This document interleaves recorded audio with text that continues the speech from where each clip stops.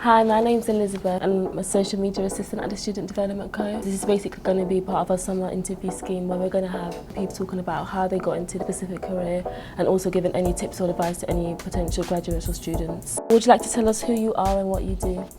Yeah, so my name's Charlotte Lynch and I am the Trainee Recruitment and Development Advisor at Mishcon de Reya. So what that essentially means is that I look after everything that's to do with our trainee intake, our trainee recruitment, the marketing that we do to attract trainees to apply to us, and kind of anything really in between that. And would you like to tell us about your specific career path that you took? So I did English at university and I didn't really know what I wanted to do when I left. I went into a job that was sort of an office administration role after university and then decided actually I wanted to go into HR because I'd heard about it and it had always been something that had interested me, but I guess while I was at uni I hadn't really looked into it too much.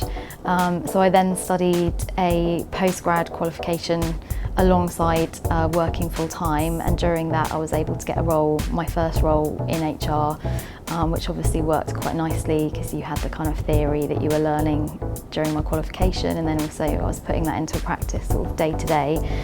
So that was how I got into HR. What would you say is the biggest challenge that you have faced in your career so far? I think probably the biggest challenge, which was also a really great opportunity as well, was when I moved to Australia.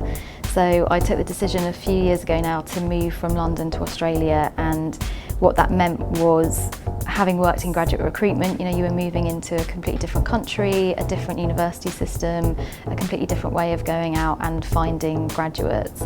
So it was a really big change, but it was also a great learning curve. I think it really developed my experiences and I definitely wouldn't change that.